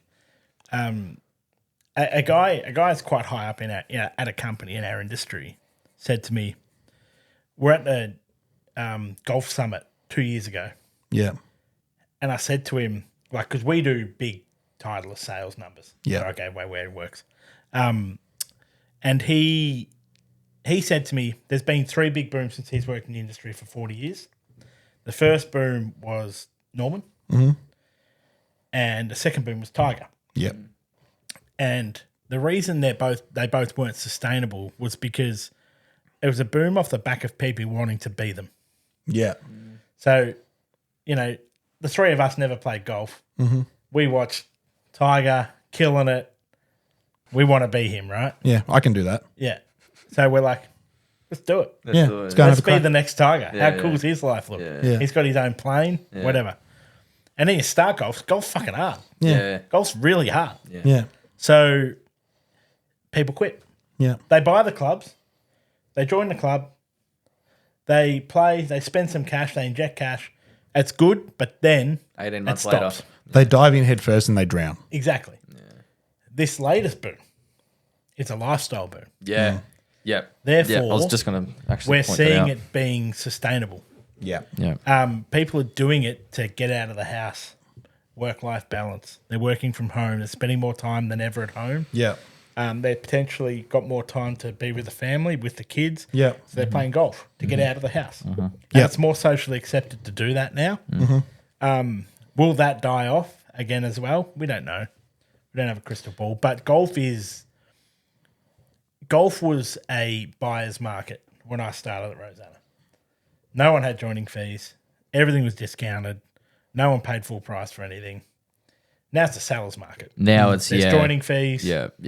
Fees have had to go up. Your membership fees at golf clubs The have supply to and go demand, up. it can't be that cheap and like, The costs at Rosanna are going up 10% a year. yeah. And we can only put members' fees up 5 constitutionally. Yeah. Yeah. So we're playing catch up before we even open the doors. Yeah. So, and it's something club members potentially, and I don't blame them. I'm a member at a club. Like, I get it. It's your hard earned money. But the reality is the burden on the club now is so much greater than it was even 10 years ago. Yeah. People are pickier. People want more for less. So the product's better, Like, but expectations go with the product, Yes. don't they? yeah, Yes. correct. It's natural. Yeah, but they don't want to. They don't want to pay for it. That's what I've noticed the most. Like, Yeah.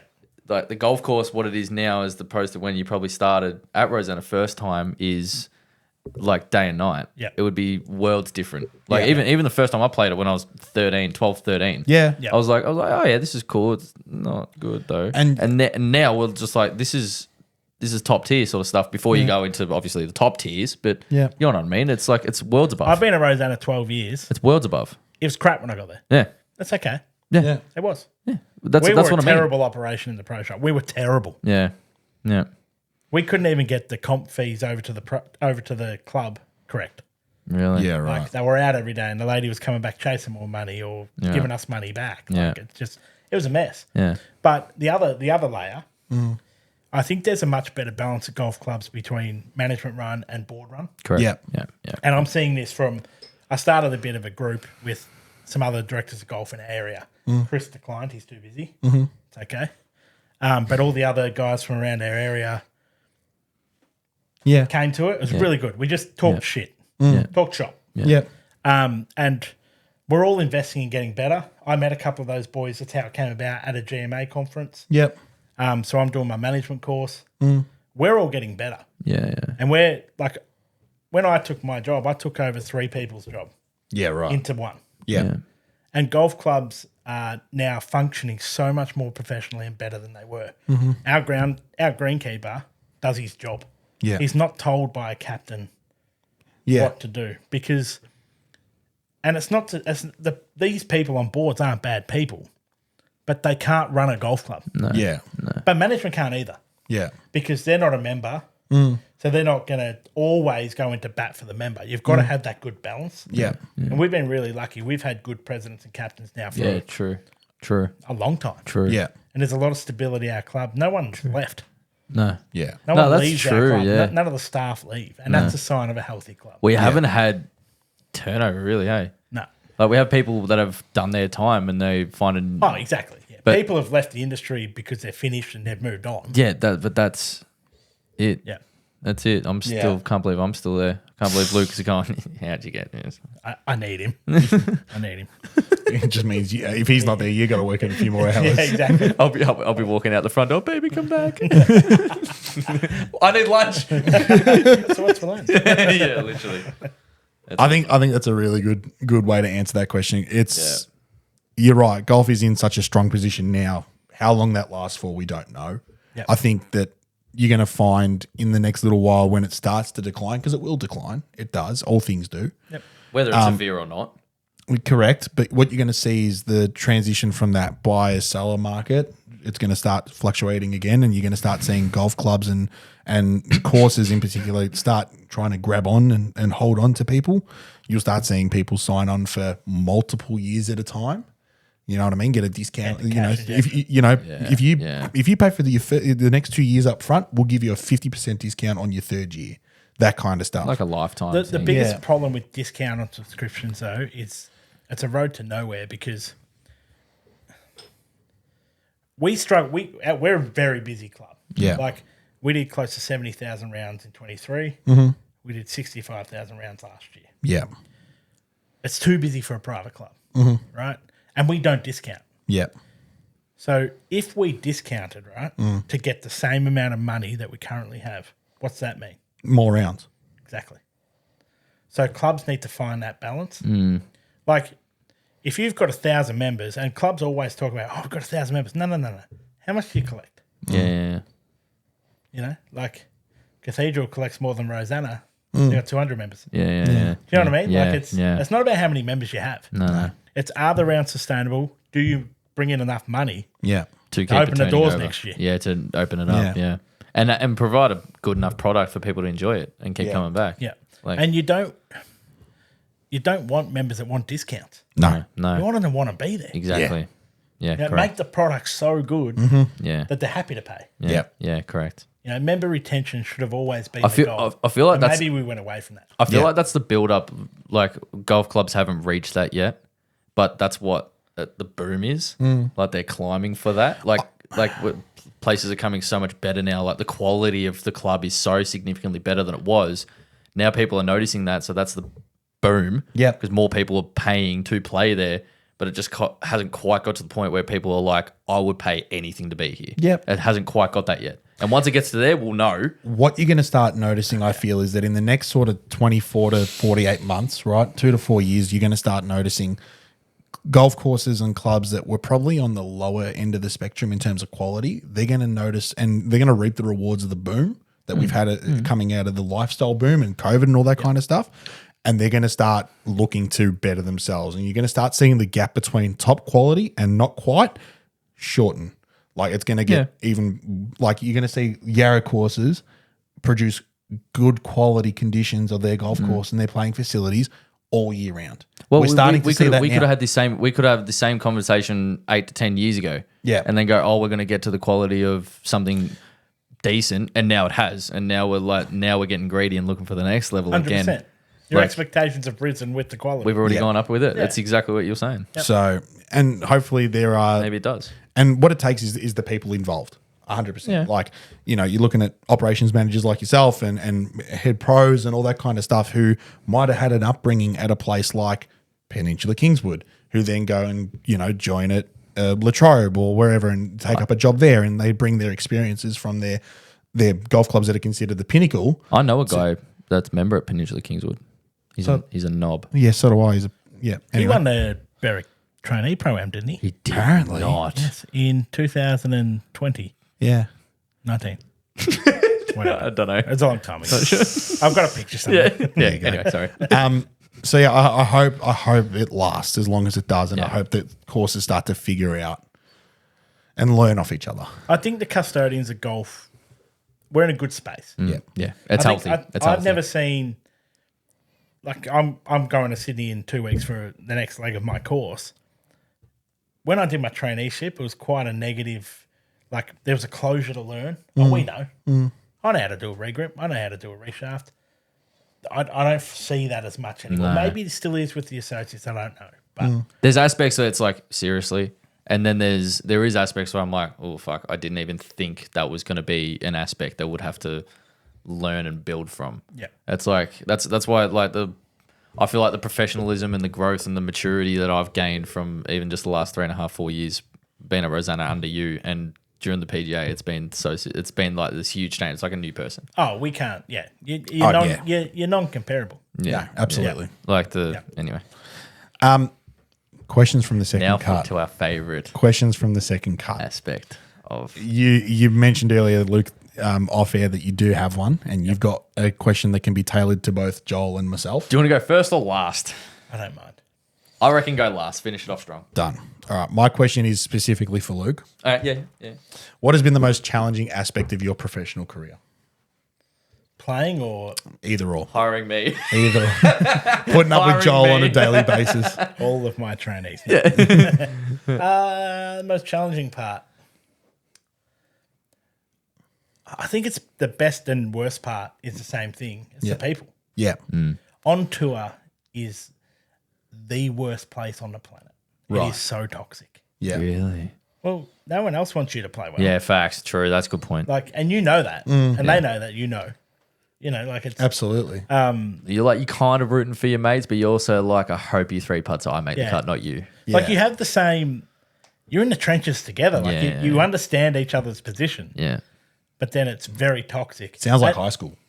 It is. And people are trying to climb to get to the top to be the prom queen or, you know. And like, I love my job. I love talking to people. I love my team. Like, Yeah. it's genuinely fun to come to work. Yeah. But the people can also be the worst. Yes. Yeah. Facts. Do you know what I mean? Like, Absolutely. It's, it's the best and worst part I've said of it. my job. I've said it about working at Rosanna in particular. Like I've said it from time and time again. You've said it heaps before. Like the actual job itself isn't the hard part. No. Coming to work and working in the shop is not hard. Yeah. It's not hard at all. It's talking to every idiot. Yeah. Being talking, diplomatic. talking to 300 people a day. That's the hard part. That is that's the same anywhere you go. Correct. Yeah, true. It's not just golf. Yeah, different levels. Of It's, good. There's different levels of it. Yeah, that's good. Not to discredit your answer, it's a great one, and it just shows that the golf is it is a job at the end of the day for you. And You know what's it's weird? So similar Golf's such an individualized sport, but the people are the thing that make it hard or easy or whatever. Yeah. because I can sit here it's true, I can isn't sit here Yeah, hand it's on weird. heart. It's ironic, isn't it? I can sit here hand on heart and say the exact same thing for my job. I go in and Yeah. there's a group of people I look forward to Yeah. having a yarn with and spending Yeah. my day with, and then there's also people where I'm like, if you get on my nerves today, we might not walk out of here. you and your mate are talking about a problem, and the problem walks past. You're like, oh, you fucking Yeah, correct. They're the guy that aren't on that second group chat. yeah, no, yeah, exactly, yeah. Exactly. They're the right. blokes who can't get anybody to play with them on a Saturday. Yeah, correct. Left on the timesheet. You know who you are. The waitlist member. Yeah. Jolly, go for it. All right. You're given 1,000 golf balls to hit. Yeah, Right? For each ball that you hit, 10 grand. yeah, Right. And for each ball to qualify, it needs to go 200 meters or more. yep. So you just need to hit it 200 meters. Can I hit it sideways? You can hit it however the Excellent. fuck you want. I mean, If every ball you hit is 10 grand. However, one ball is actually a bomb that will kill you at impact. How many balls are you hitting? So one ball is 10. A contact with the ball is 10 grand, and it has to go 200 it has to meters. go 200 meters or more. But So you're hitting- every time you hit the ball past 200 meters, every time you grab a ball out of that basket, you smack it past 200 meters, there's 10 grand right Yeah. there. And you can opt out at any stage. But one of those balls in those 1,000 is a bomb. The second you make it, fucking boom, your head comes off, everything explodes. We've had very similar questions. I think I might have asked you a very similar question to this in the past. How many are you hitting? 10? Yeah, 10 balls? you're going to hitting 10. With 10, 1,000. You give me 1,000. There's a 1 in 1,000 chance. Yeah. Jeez. But it's Yeah. It's a good question. Yeah. It's a great question. I know it is. I'm probably going to have a crack. Like, realistically, I'm not hitting any. That's just dumb, right? I might hit one and just hope, right? Trying to work out. Hang on. Let me build my Audi. Yeah. I need 310 balls for everything I want to buy. Then I'm good. Realistically, I'm hitting one, and I'm just going. You know what? 10 grand's good. New set of clubs. reckon? I'm off. Yep. Would you be spewing if In that the was land- the bomb? What are the You know what? 1 in a 10. 1,000. So you're telling me there's a chance? There's a chance. Shouldn't have been standing there. Yeah, exactly. It depends. Are you throwing me the golf balls? No. Good. Then I get to pick it out myself. I'm just going like this. I'm going, Tick, tick, That's tick, it. tick. Yeah. oh, I hit this dickhead. No, I know that you're going to give me the bomb because you're just going to be there. There you go. Hit that. Drake, give it a bit, yeah? Yeah. Try and bomb this one. Step on this one, mate. It's a landmine. It's so good. So good. Yeah, nah. How many? Legit, look, like, answer the question. How many would you hit? One. One. How many would you reckon you'd hit? I'm trying to do the maths on. So 100's $1 million. Yes. I'm going 500. You're hitting 500 golf balls. Like So $5 million could change my life. Yeah. yeah, Like could genuinely change my life. but Ali wouldn't miss me. Like we're at a point where I feel like if I was gone, we'd be good. Like I don't know if I have life insurance. She hasn't tried to run me over, so I'm tipping I don't. so Your food Honestly. doesn't taste funny. Like, can I ask a question just to off this? Yeah. If I go to hit 500 balls and on 501, boom, all the money that I've earned up to that point, does that go to where's that go? does that go to my family? Because if that's the case, I'm hitting 1,000 golf balls. Or hopefully 999. Correct. I don't go. I'd go 1,000. You're talking about life changing money here. I would give you the option to say, cut it here. This is what my family gets. Anything past this, Yeah. whenever I explode, they get the guaranteed. So if you say after 20 balls, Do I if only get to die- cut it? Do I only get to cut it here once? Yes. Fuck. Because we hit one, cut it here, hit two, cut it here, No. hit three. If you start hitting balls and you get to 20 and go, right, that's it. There's 200 grand. Yeah. Now from anywhere past this, if you get to 450 and go cut it here, you get 4.5 mil. But if you die on the 290th ball, they get that 200 grand. Yeah, all right. We'll say that. Yeah, I'll do that. Yeah, I'd probably up it a little. bit. Nah, fuck it. The family can't have the money. Fuck it. Yeah, fuck One it. ball. He's hitting Luke's one. hitting 500. You're hitting one. Yeah. I'm getting like I would hit 20 with no hesitation. Yeah. And then I'd get a little bit nervous. Yeah. Okay. I'd probably get tired and start topping it. So You've got to hit I at could 200 hit meters. 500. I'm only getting 20 grand. He's hitting 500 balls, but only 15 of them are going 200. Exactly. You're And not none of them were on the fairway. You're not allowed to Not hit one driver. ball was on the fairway. Oh, you're making no money if it's fairway involved. If there's fairway involved, I'm out. Just kill me. Nah, Just very give me good. the bomb. All right, that's Very good. that's mine done. Luke, you had a question. All right. Would you rather? Yeah, they got the would you rather. Fuck you, that guy on TikTok. Anyway, keep You commenting, gotta move on, dude. keep commenting, like and subscribe. Love you. You can play golf once a month, right, for the rest of your life. That's it. Yep. So it's a maximum of 12 games a year. This is for you, Joel. I'll come back to you. Okay. Or you can play golf any day, left-handed. You got to start again. You got to start playing golf left-handed. So it's 12 rounds a year playing as you are currently, Oh fuck. Or you start again left-handed. You can play any day. and you can play. You got no limitation. And if you get off single figures, I'll throw in a PK membership. I think I'm sold here. Oh my god. I think I'm sold here. You're so I think I'm sold here. not for you, cocky.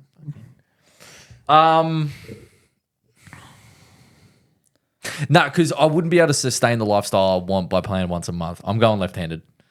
Yeah, If I'm honest. If I'm honest, I'd do the same thing. because it would be a new challenge. Drags, yours is slightly different. Yeah, Okay. I'm going left-handed. PK membership once I make if I make single figures, and if it takes me 2 years or something, 3 years more maybe.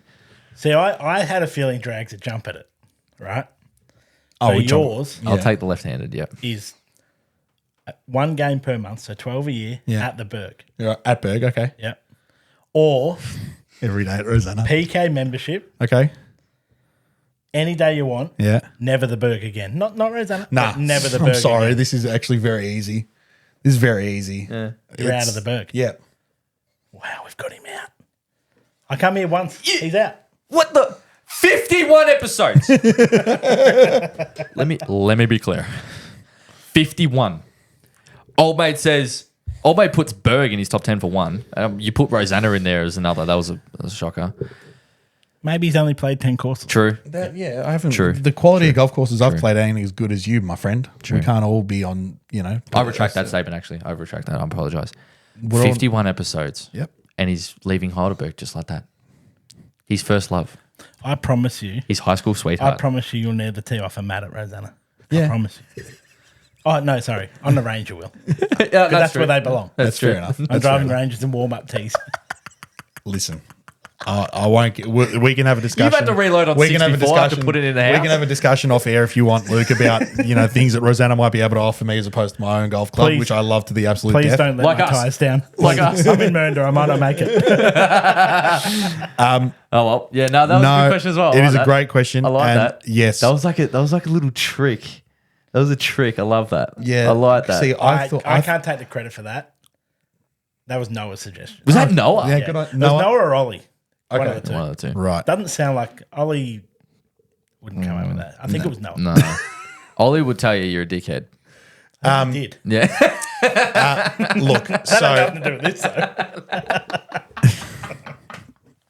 It never usually does. Oh, if I'm God. honest. It tells you. Anyway. but no, sorry. in genuine seriousness, as much as I do love my own golf club, That's that you can't pass that up. you can't. If you're going to throw in a Peninsula Kingswood membership, Yeah, yeah. I think I honestly I'm think very, you very could, glad you could be Logic a member took at over for you. 99% of the golf courses in this state, Yeah. maybe 90%, 95% of the golf courses in this state. And if someone threw up that offer and said, "Hey, never go to that joint again, come here instead on us," I'd be like, How could you not? Okay. Yeah, yeah. Unless you're a member at PK already. You've already got a wedge you can start with. That's true. Left-handed. That's Yeah. true. Oh yeah, I'm starting that left-handed. Yeah, Yeah, that's it. Yeah, true. I'll take it. I'll take I it. like it. That was awesome. Very good questions. That Very was good questions. Solid. Very Um, solid. And I think that's quite a lengthy one, in fairness, call guys. Let's call it there. We're just almost pushing an hour 40. So Beautiful. we Who might could have chop it thought up. we could talk for that long? Who would have thought? Shocker. Ladies and gentlemen, from the bottom of our hearts, we want to thank you very much for all your support of the last 12 months. It has been an absolute whirlwind. It's been much more than we ever expected it to be. Yeah, that's true. Thank you, Luke, for coming in today. It's been a great way to celebrate 1 year of the pod. We really do appreciate it. It's been a good episode with plenty of stories and plenty of heavy opinions and stuff, which has been good. Statements that we do or do not regret. But nonetheless, again, from us, ladies and Zero gents, thank you so Yeah, much for all your support you've shown us over the last 12 months. We're very, very excited to keep going throughout 2025 into the future.